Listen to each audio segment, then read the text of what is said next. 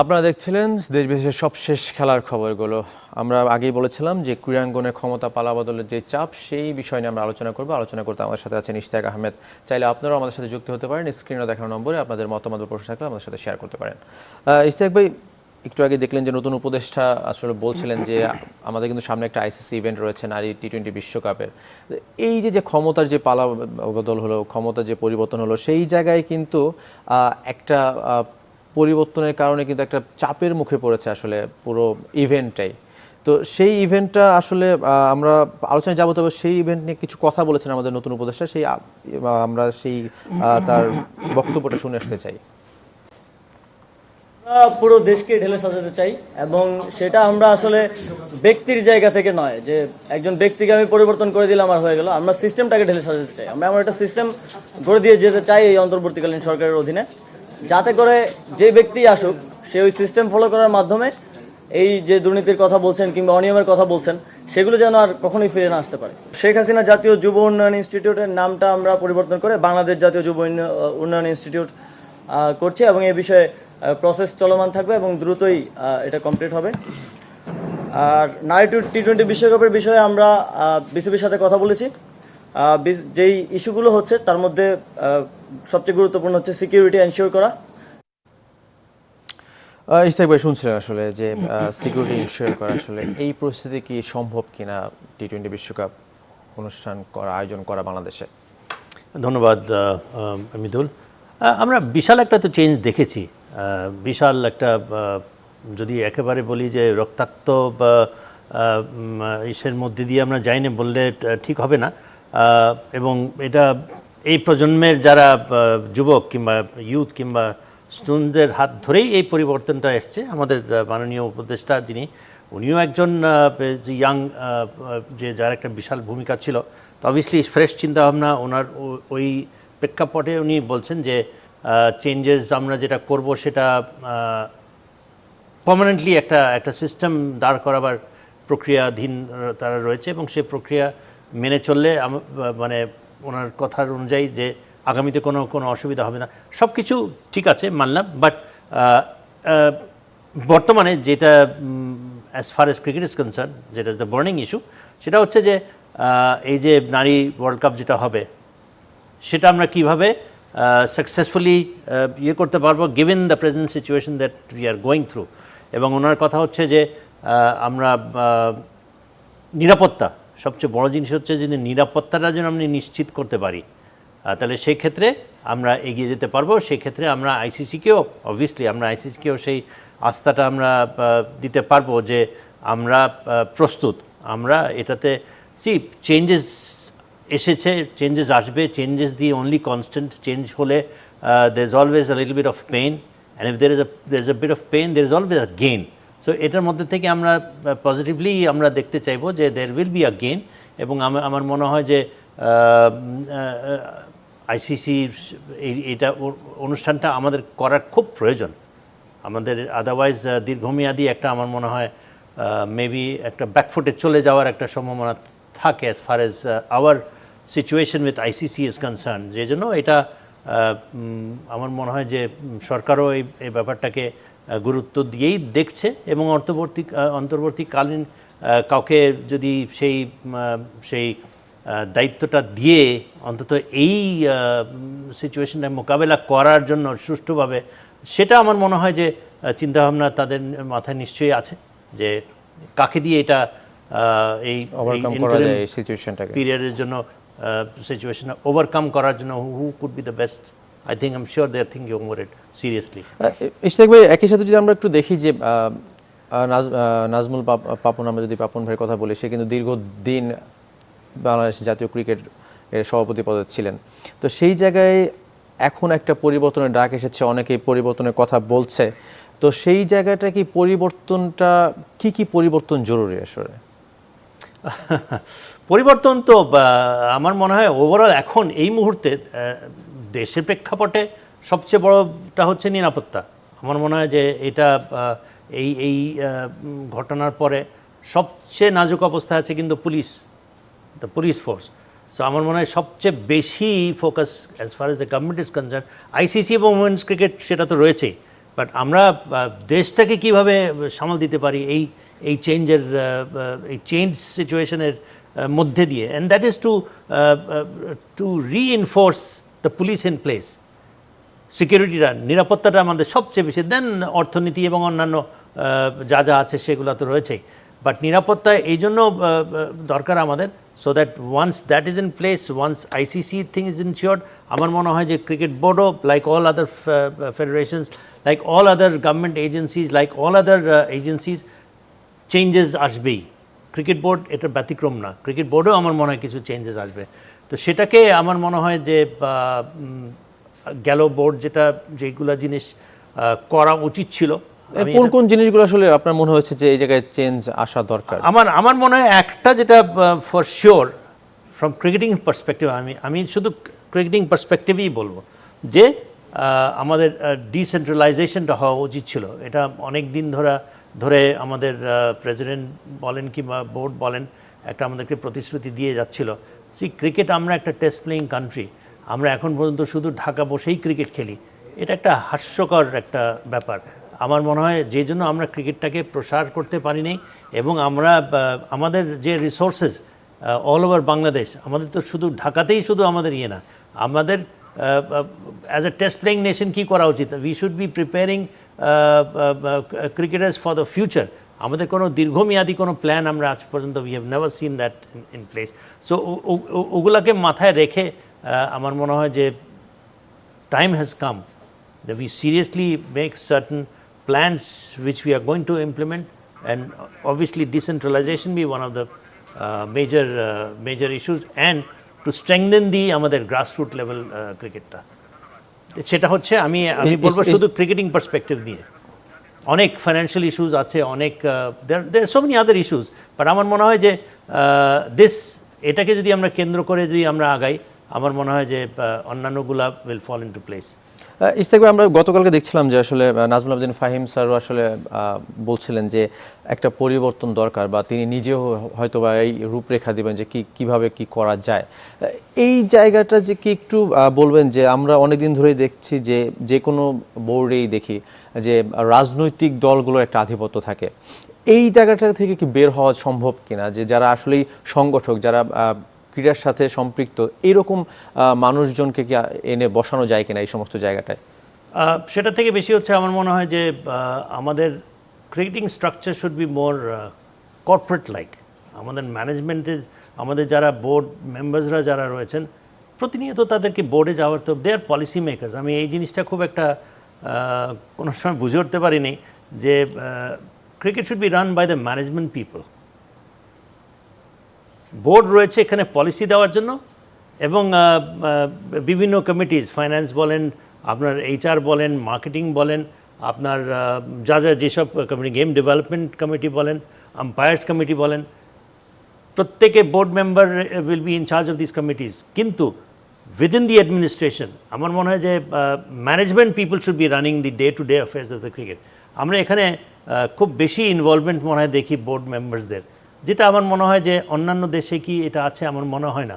So what we should be doing is maybe send somebody abroad, or send to different boards, কিংবা different boards কীভাবে function করে, একটা professional ওয়েতে তো function করবে। তো যেটা আমার মনে হয় আমাদের সবচেয়ে বড় ল্যাকিং রয়েছে in running the cricket professionally. We need to have a professional set up, যেটাতে management people will be executing the policies given by the board. Board মেম্বার্সরা বোর্ড মিটিংয়ে আসবে, বোর্ড মিটিংয়ে এসে যেখানে যেগুলো ডিসিশন পলিসি ইয়ে করার, সেটা ইমপ্লিমেন্টের দায়িত্ব হবে ম্যানেজমেন্ট পিপলের, এফিশিয়েন্ট ম্যানেজমেন্ট পিপল। যেখানে আপনি বলছিলেন যে ক্রিকেটার্সদেরকে দিয়ে করানো যায় কিনা, নিশ্চয়ই অনেক যোগ্য ক্রিকেটার্স রয়েছে, এডুকেটেড ক্রিকেটার্স রয়েছে। After playing the game they should be involved in the administration of the game. তো সেখানেও আমার মনে হয় একটা বড় ভূমিকা রাখতে পারে, এবং সেই লাইনে যদি চিন্তাভাবনা করা হয়, আমার মনে হয় যে সুষ্ঠুভাবে ক্রিকেট চালানোর জন্য আপনার efficient people should be there within the board to run the management of the or the administrative affairs of BCB। Ishtiaq ভাই, যদি আমরা একটু মাঠের খেলায় আসি, যে জানেন যে আমাদের আরও কয়েকদিন পর হয়তো পাকিস্তানে যাওয়ার কথা ছিল, কিন্তু 4 দিন এগিয়ে এনে আমরা কিন্তু আগামীকালকেই ক্রিকেটের যারা ক্রিকেটার রয়েছেন তারা কিন্তু পাকিস্তান যাচ্ছেন 2 টেস্ট খেলতে। তো এই টেস্ট দুটো নিয়ে যে একটা শঙ্কা ছিল যে আসলে হবে কি হবে না, বা সেই জায়গাটা কিন্তু উতরে এসেছে। এখন মাঠের খেলায় কেমন হবে আপনার মনে হয়? হ্যাঁ, professional players no matter what, দেশ যে ধরনের পরিবর্তন মধ্যে দিয়ে আমরা যাচ্ছি, যে কোনো একটু অস্থিরতা ছিল অবভিয়াসলি, কিছু অনেক তো এফেক্টেড তো হওয়ারই কথা, but once they go on to the field, আমার মধ্যে প্রফেশনাল ক্রিকেটার্স তারা ক্রিকেটের দিকেই ফোকাস করবে এবং আমরা আশা করব যে তারা পারফর্ম করবে, ভালো চেষ্টা করবে তারা। ইশতিয়াক ভাই, আপনাকে অসংখ্য ধন্যবাদ। কিন্তু আমরা জানেন যে আজকে ইতোমধ্যে কিন্তু প্রধান বিচারপতি সৈয়দ রেফাত আহমেদ এবং অন্তর্বর্তী সরকারের 2 উপদেষ্টা সুপ্রদীপ চাকমা ও বিধান রঞ্জন রায় শপথ অনুষ্ঠান চলছে, সেখানে আমরা সরাসরি চলে যাব। বাংলাদেশের প্রধান বিচারপতি পদে নিয়োগ প্রদান করেছেন। আজ 27 শ্রাবণ 1431, 11 আগস্ট 2024 রবিবার শপথ গ্রহণের তারিখ থেকে এটি কার্যকর হবে। আমি এখন নবনিযুক্ত মাননীয় প্রধান বিচারপতি সৈয়দ রেফাত আহমেদকে শপথ গ্রহণের জন্য মঞ্চে আসার সবিনয়ে অনুরোধ জানাচ্ছি।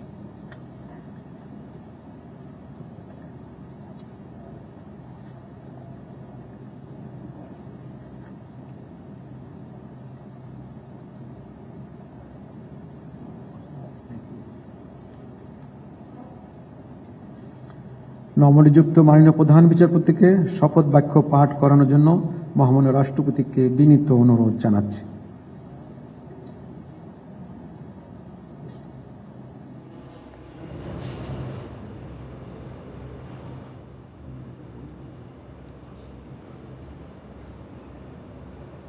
বিসমিল্লাহির রহমানির রহিম। আমি সৈয়দ রেফাত আহমদ বাংলাদেশের প্রধান বিচারপতি নিযুক্ত হইয়া সশ্রদ্ধ চিত্তে শপথ করিতেছি যে আমি আইন অনুযায়ী ও বিশ্বস্ততার সহিত আমার পদের কর্তব্য পালন করিব। আমি বাংলাদেশের প্রতি অকৃত্রিম বিশ্বাস ও আনুগত্য পোষণ করিব। আমি বাংলাদেশের সংবিধান ও আইনের রক্ষণ সমর্থন ও নিরাপত্তা বিধান করিব। এবং আমি ভীতি বা অনুগ্রহ অনুরাগ বা বিরাগের বশবর্তী না হইয়া সকলের প্রতি আইন অনুযায়ী যথাবিহিত আচরণ করিব।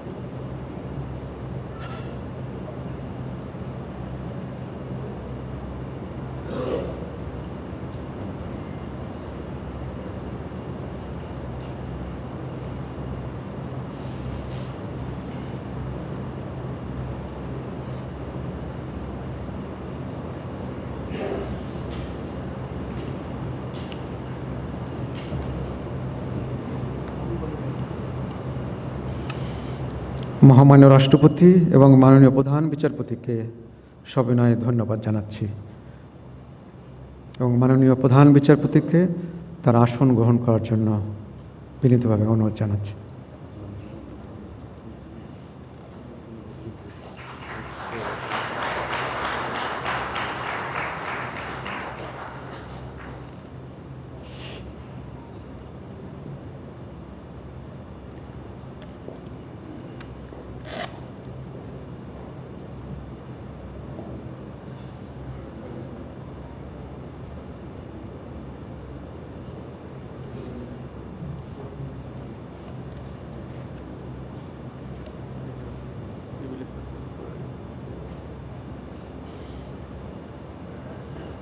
আমি এখন অনুষ্ঠানের দ্বিতীয় পর্ব শুরু করছি।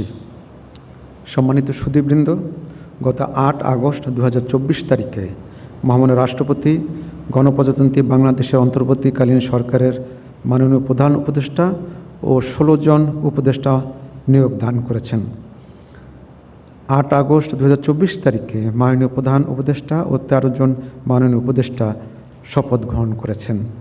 আজ গণপ্রজাতন্ত্রী বাংলাদেশের অন্তর্বর্তীকালীন সরকারের নবনিযুক্ত উপদেষ্টা হিসাবে জনাব সুপ্রদীপ চাকমা এবং জনাব বিধান রঞ্জন রায়ের শপথ গ্রহণ অনুষ্ঠিত হবে।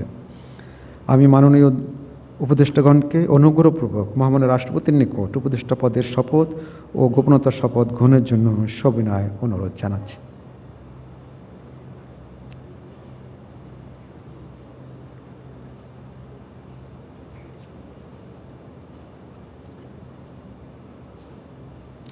অনুগ্রহপূর্বক মাননীয় উপদেষ্টাগণকে শপথ পাঠ করানোর জন্য মহামান্য রাষ্ট্রপতিকে বিনীত অনুরোধ জানাচ্ছি।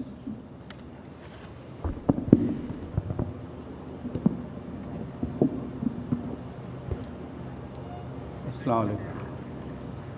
বিসমিল্লাহির রহমানির রহিম। আমি সুপ্রদীপ চাকমা সশ্রদ্ধ চিত্তে সশ্রদ্ধ চিত্তে শপথ করিতেছি যে আমি আইন অনুযায়ী অন্তর্বর্তীকালীন সরকারের উপদেষ্টা পদের কর্তব্য বিশ্বস্ততার সহিত পালন করিব। আমি বাংলাদেশের প্রতি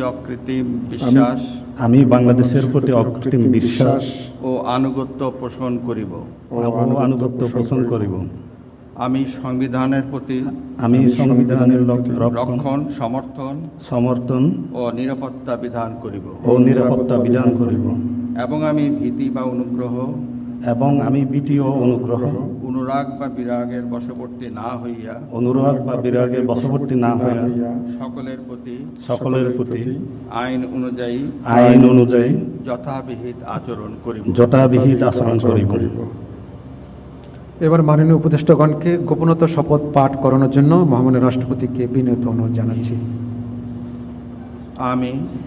আমি সুপ্রদীপ চাকমা সশ্রদ্ধ চিত্তে শপথ করিতেছি যে অন্তর্বর্তীকালীন সরকারের উপদেষ্টা রূপে যে সকল বিষয় আমার বিবেচনার জন্য আনিত হইবে বা যে সকল বিষয় আমি অবগত হইব তাহা উপদেষ্টা রূপে যথাযথভাবে আমার কর্তব্য পালনের প্রয়োজন ব্যতীত প্রত্যক্ষ বা পরোক্ষভাবে কোনো ব্যক্তিকে জ্ঞাপন করিব না বা কোনো ব্যক্তির নিকট প্রকাশ করিব না।